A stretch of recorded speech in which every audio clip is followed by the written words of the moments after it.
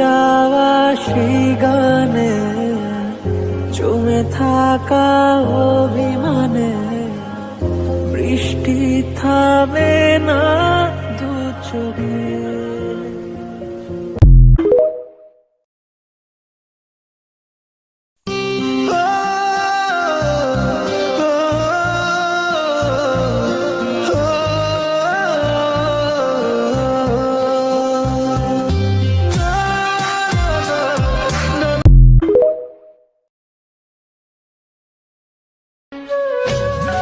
আমি এখন মরে গেলেও আমার কোনো আফসোস নাই, কারণ যার হাতটা ধরে বাঁচবো সেই তো এখন আমার পাশে নাই।